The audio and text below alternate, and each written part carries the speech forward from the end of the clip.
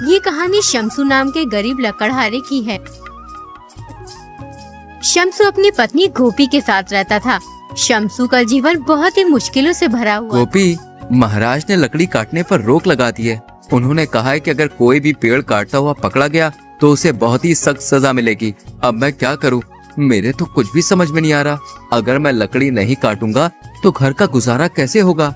लकड़ी काटने के अलावा मुझे कोई और दूसरा काम नहीं आता है। आप एक काम कीजिए, मेरे ये सोने के कंगन बेचकर घर का सामान ले आइए। इससे हमारे घर का कुछ दिनों का गुजारा हो जाएगा। अरे ये सोने के कंगन तो मेरी माँ ने दिए थे तुम्हें, और तुम्हें ये सोने के कंगन बहुत पसंद है। फिर तुम इन्हें बेचने के लिए कैसे कह सकती हो गोपी? हम कोई रास्ता जरूर निकाल लेंगे पैसे कमाने का। तुम ये सोने के कंगन अपने पास संभाल के रखो। इन्हें बेचने का तो मेरा भी मन नहीं है, लेकिन हम कर भी क्या सकते हैं? भूखे पेट भी तो नहीं रहा जाता है। सोने के कंगन तो और आ जाएंगे। अब तुम जल्दी जाओ और ये सोने के कंगन बेच आओ। एक बात ध्यान रखे, किसी के बहकावे में मत आ जाना। आजकल लुटेरे बहुत हैं। रास्ते में अपना ख्याल रखना। शम्सू सोने के कंगन बेचने के लिए निकल जाता है।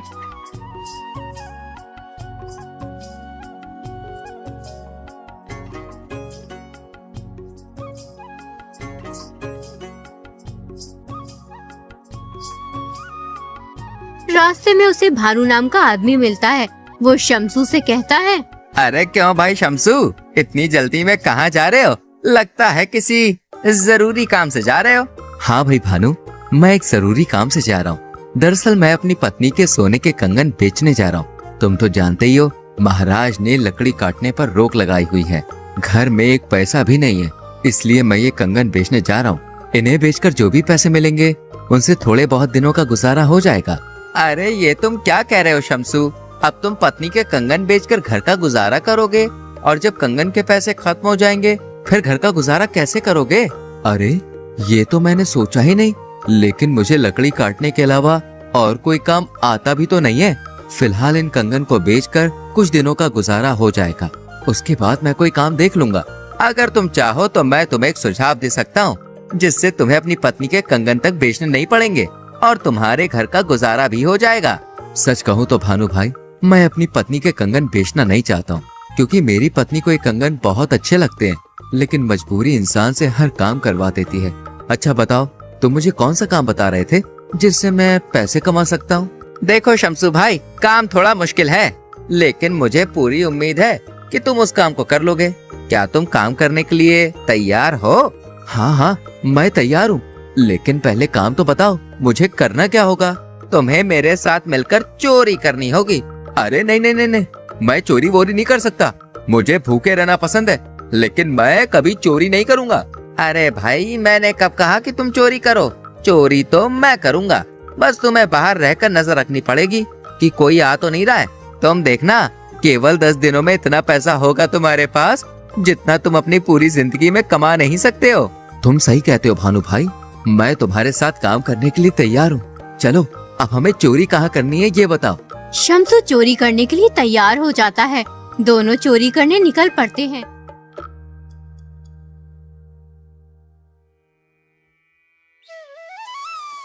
रास्ते में उन्हें एक आदमी दिखता है जो हाथ में झोला लिए आ रहा होता है।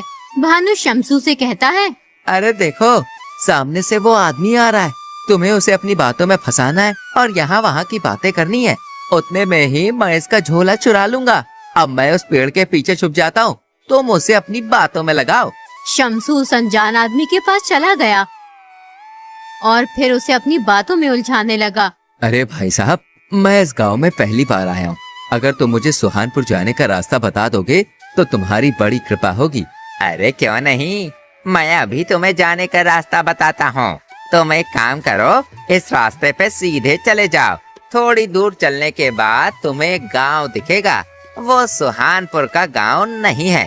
अभी तुम्हें और आगे चलना पड़ेगा। 2 मील चलने के बाद तुम्हें दूसरा गाँव दिखाई देगा। उसके बराबर से एक रास्ता जा रहा है, तुम उसी रास्ते पे चले जाना।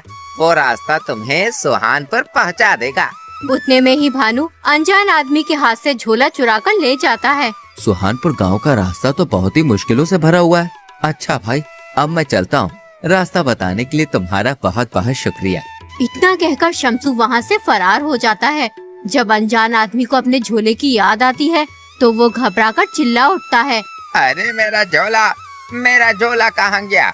लगता है वो रास्ता पूछने वाला चुरा कर ले गया। अब मैं क्या करूं? मैं तो लुट गया, बर्बाद हो गया।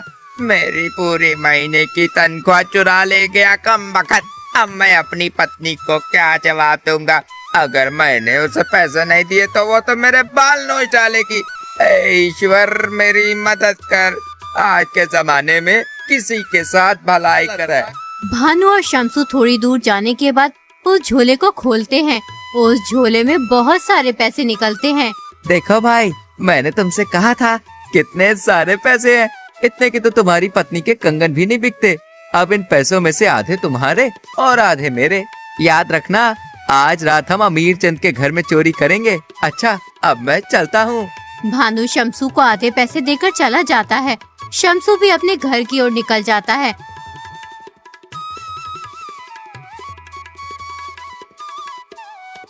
जब वो घर पहुंचता है तो उसकी पत्नी कहती है, आ गए तुम कंगन बेचकर। कितने पैसों के बिके हैं? लाओ जल्दी पैसे दे दो, मैं घर का सामान ले आती हूँ। अरे गोपी, ये लो पैसे और ये लो अपने कंगन। इन्हें संभाल कर रखो। अब हमें कंगन बेचने की कभी जरूरत नहीं पड़ेगी। जाओ, अब इन पैसों से घर का सामान ले आओ। जल्दी जाओ, मुझे बहुत तेज भूख लगी है। ये तुम इतने सारे पैसे कहाँ से लेकर आए हो? कहीं तुमने कोई गलत काम तो नहीं किया? अरे तुम ये क्या कह रही हो गोपी? मैं भला गलत काम क्यों करूँगा? अरे मुझे ये पैसे मेरे एक दोस्त ने दिए हैं और उसने मेरी नौकरी भी लगवा दी है। जब मुझे पैसे मिलेंगे तो मैं उसके पैसे लौटा दूंगा। शम्सू अपनी पत्नी से झूठ बोल देता है और रात होने पर भानु के पास चोरी करने के लिए चला जाता है।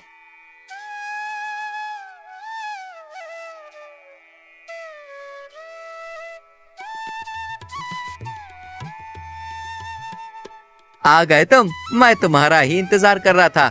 अब हम अमीर चंद के घर चोरी करने जाएंगे। तुम घर के बाहर खड़े होकर मेरा इंतजार करना। मैं घर के अंदर जाकर सारा माल चुरा कर ले आऊंगा।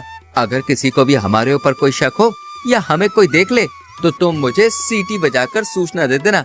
मैं तुरंत ही वहाँ से फरार हो जाऊंगा। समझे भाई? अब जल्दी चलो, ये सही वक्त है चोरी करने का।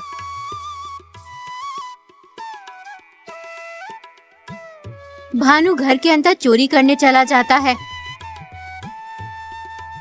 जबकि शम्सू चौकन्ना होकर चारों ओर अपनी नजर गाड़े रखता है। तभी शम्सू की नजर एक बांसुरी पर पड़ती है। अरे वाह, कितनी सुंदर बांसुरी है। मैं बचपन में बांसुरी से कितना खेला करता था। मैं कितनी अच्छी बांसुरी बजाया करता था। खैर, अब तो मैं बांसुरी बजाना भूल गया हूँ। एक बार बांसुरी बजा कर देखता हूँ, मेरे बचपन की यादें ताजा हो जाएंगी। शम्सू उस बांसुरी को उठाकर बजाने लगता है। बांसुरी की आवाज सुनकर कुछ गांव वालों की आंख खुल जाती है और भानु भी घबराने लगता है। अरे ये कौन बेसुरा है जो इतनी रात को बांसुरी बजा रहा है? लोगों का सोना हराम कर रहा है। ये मुझे मरवा के ही छोड़ेगा। शम्सू बांसुरी बजा ही रहा होता है कि तभी एक गांव वाला शम्सू से कहता है, अरे कौन हो तुम? पहले कभी तुम्हें नहीं देखा इस गांव में, और ये बांसुरी बजाकर लोगों की नींद क्यों खराब कर रहे हो? लगता है हमारी चोरी का गांव वालों को पता चल गया। अगर मैं चोरी का माल बाहर लेकर गया तो गांव वाले मुझे बहुत पीटेंगे। ऐसा करता हूँ, इस सामान को यहीं छोड़ देता हूँ और चुपचाप यहाँ से निकल जाता हूँ। अगर बांसुरी बजाने का इतना ही शौक है तो अपने घर में जाकर बजाओ। यहाँ क्यों लोग की नींद खराब कर रहे हो? मुझे लगता है कि तुम कोई पागल हो। भानु ये सब खड़ा होकर सुन रहा होता है। फिर गांव वालों के पास आकर कहता है, तुम सही कह रहे हो भाई, ये पागल है। इसका जहाँ भी मन करता है वहीं बांसुरी बजाना शुरू कर देता है। अरे तुम इसे माफ कर दो, अब ये आगे से ऐसा नहीं करेगा। तुम कह रहे हो इसलिए छोड़ रहा हूँ, वरना इसे अभी महाराज के पास ले जाता और सख्त से सख्त सजा दिलवाता। सारी नींद खराब कर दी मेरी। पागलपन की भी हद होती है। वो आदमी वहाँ से चला जाता है। भानु को शम्सू पे बहुत गुस्सा आता है। अच्छा, तब बांसुरी तुम बजा रहे थे? अरे तुम तो आज मुझे मरवा ही देते। अरे चोरी करते वक्त बांसुरी कौन बजाता है? मैंने सारा सामान चुराकर झोले में भर लिया था, लेकिन तुमने बांसुरी बजा दी। मुझे वो सामान वहीं छोड़ना पड़ा। तुम्हारी बांसुरी की वजह से आज मुझे बहुत नुकसान हुआ है। अरे भानु भैया, मैं मानता हूँ कि मुझसे गलती हो गई है। उस बांसुरी को देखकर अब मुझे अपने बचपन की याद आ गई थी।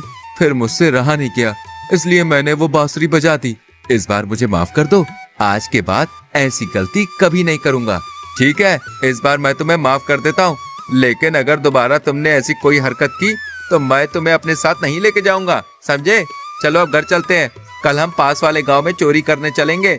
दोनों अपने घर चले जाते हैं और रात होने पर दोबारा चोरी करने निकल जाते हैं। सुनो, मैं उस सामने वाले घर में चोरी करने जा रहा हूँ, तुम यहीं खड़े होकर मेरा इंतजार करो।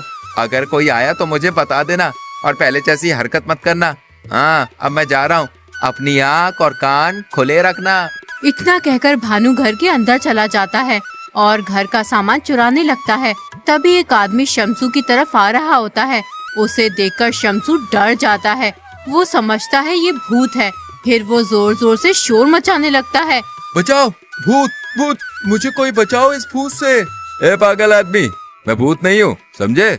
मैं तुम्हारी तरह ही एक इंसान हूँ। मेरी पत्नी से मेरी लड़ाई हो गई है, इसलिए मैं घर के बाहर आ गया हूँ। वैसे तुम इतनी रात में यहाँ क्या कर रहे हो? मैं क्या कर रहा हूँ? मैं तो कुछ भी नहीं कर रहा हूँ। अरे भाई, इसकी दिमागी हालत ठीक नहीं है। ये किसी को भी भूत समझ लेता है और फिर शोर मचाने लगता है। तुमसे कितनी बार कहा है, यूं लोगों को परेशान मत किया करो। चलो अब यहाँ से। दोनों वहाँ से चले जाते हैं। तुम किस किस्म के आदमी हो? मन कर रहा है कि मैं तुम्हारा सर फोड़ दूं। तुम्हें वो जीता जागता इंसान भूत दिखाई दे रहा था। अरे आज मेरे हाथ बहुत सारा माल लगा था, वो सब मैंने झोले में भर लिया था, लेकिन तुम्हारे चीखने चिल्लाने की वजह से मुझे वो झोला वहीं छोड़ना पड़ा। अगर तुम नहीं चिल्लाते तो आज मैं बहुत अमीर हो जाता। मेरी मत मारी गई जो मैं तुम्हारे जैसे अहमक आदमी को अपने साथ लेकर आया। तुम्हारी वजह से मैं 2 बार नाकाम हो गया हूँ। आज के बाद तुम मेरे साथ मत आना, वरना किसी दिन मैं पकड़ा जाऊंगा। शमसू अपने घर चला जाता है और सारी बात अपनी पत्नी को बताता है। तुमने तो मुझसे कहा था कि तुम कोई गलत काम नहीं कर रहे हो। क्या चोरी करना सही काम है? गोपी, मुझसे बहुत बड़ी भूल हो गई। मैं कसम खाता हूँ कि आज के बाद कभी भी कोई गलत काम नहीं करूँगा और ना ही कभी उस भानु के साथ रहूँगा। शमसू चोरी का काम छोड़ और एक बनिए की दुकान पर मजदूरी का काम करने लगता है, जबकि भानु चोरी का काम नहीं छोड़ता। पहले तो वो छोटी मोटी चोरी किया करता था, लेकिन अब वो लुटेरा बन गया था। आते जाते लोगों को लूटने लगा था।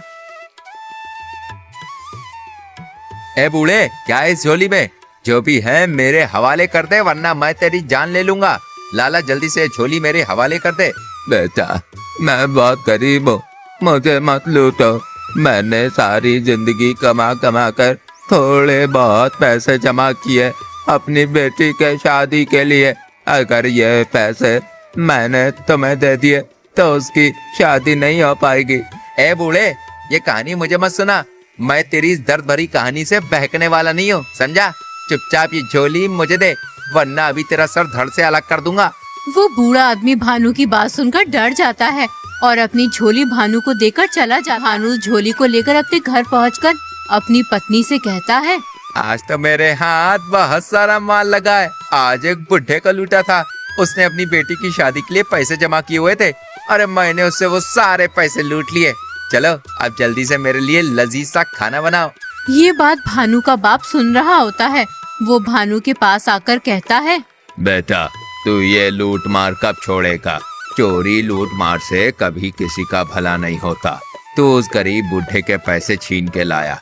उसने कितनी मेहनत से अपनी बेटी की शादी के लिए रुपए जमा किए होंगे और तू उन्हें एक पल में उससे छीन लाया। पिताजी, आप मुझे राय मत दीजिए, मैं जो कर रहा हूँ सही कर रहा हूँ। अरे आज के जमाने में मेहनत से किसी का भला नहीं हो सकता। लाखों लोग हैं जो दिन रात मेहनत करते हैं, लेकिन उन्हें सही से 2 वक्त का खाना भी नसीब नहीं होता। फिर मैं मेहनत मजदूरी क्यों करूं? देखो, एक ही पल में कितना सारा माल लूट लाया हूँ। इससे मेरे 10 दिन का गुजारा आराम से हो जाएगा। देखा पिताजी, लूट मार करने का कितना फायदा है। अरे आज के बाद आप मुझे अपनी राय मत देना। अब मुझे बहुत तेज भूख लगी है, मैं खाना खाने जा रहा हूँ। आओ तुम भी मेरे साथ खाना खा लो। उधर वो बूढ़ा आदमी राजा के पास पहुंच जाता है। महाराज, मैंने बड़ी मुश्किल से अपनी बेटी की शादी के लिए थोड़े से पैसे इकट्ठा किए थे, लेकिन एक लुटेरा मेरे से पैसे छीन कर ले गया। कौन लुटेरा तुम्हारे पैसे छीन कर ले गया? किसकी इतनी जरूरत है जो हमारे राज्य में लूट मार कर रहा है? उस लुटेरे ने तुम्हें कहाँ लूटा था? महाराज, मैं पास वाले गांव के जंगल से होकर अपने घर जा रहा था। एकदम वो लुटेरा पता नहीं कहां से आ गया और मुझे पकड़ लिया। मुझे जान से मारने की धमकी दे रहा था। वो कह रहा था कि या तो अपना सारा धन मुझे दे दो, वरना तुम्हारा धड़ से अलग कर दूंगा। इसलिए मैंने अपना सारा धन उस लुटेरे को दे दिया। अब मैं अपनी बेटी की शादी कैसे करूंगा? महाराज, मेरी मदद कीजिए। आप परेशान मत होइए, हम उस लुटेरे को जल्द से जल्द पकड़कर तुम्हारा धन वापस दिलवा देंगे। अब आप अपने घर जाइए और आराम कीजिए। आदमी अपने घर चला जाता है। राजा 2 सैनिकों को भानु लुटेरे की तलाश में भेजता है, लेकिन सैनिकों को वो लुटेरा कहीं भी नहीं मिलता। इसलिए वो थक हार कर महल वापस आ जाते हैं। राजा को समझ नहीं आ रहा होता है कि उस लुटेरे को कैसे पकड़ा जाए, इसलिए वो एक योजना बनाते हैं। राजा 2 सिपाहियों को साधारण भेष में कुछ धन देकर उस जंगल में रवाना कर देते हैं। जैसे ही भानु की नजर सैनिकों पर पड़ती है तो वो सोचने लगता है, आज तो तेरी किस्मत ही खुल जाएगी भानु। ये दोनों आदमी कितना सारा धन ला रहे हैं। अब मैं इनसे ये धन लूटूंगा, उसके बाद मेरे पास पैसा ही पैसा होगा। चलो अब जल्दी से इन्हें पकड़ लेता हूँ, कहीं भाग न जाए।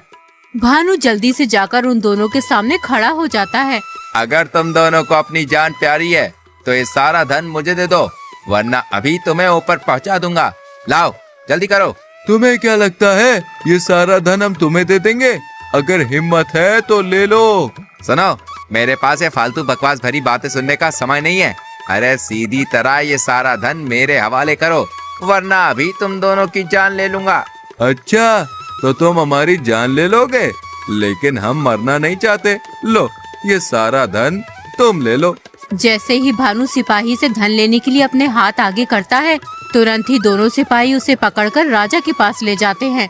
तो तुम हो वो लुटेरे जो आते जाते गरीबों को लूटते हो। क्या तुम्हें इन गरीब लोगों को लूटते हुए इन पर दया नहीं आती? ये कितनी मेहनत से थोड़े बहुत पैसे जोड़कर इकट्ठा करते हैं और तुम इनके पैसे एक पल में ही लूट कर ले जाते हो। इसके लिए मैं तुम्हें सख्त सजा दूंगा। आगे से कभी भी कोई चोरी या लूटमार करने की सोचेगा भी नहीं। सैनिकों, इस लुटेरे को जेल में डाल दो। कल इसे सजा सुनाई जाएगी और इन बुजुर्ग आदमी की बेटी की शादी के लिए धन दे दो, जिससे ये अपनी बेटी की शादी करते हैं। इस तरह भानु को अपने किए की सजा मिलती है। राजा के द्वारा मिले धन से वो बूढ़ा आदमी अपनी बेटी की शादी कर देता है।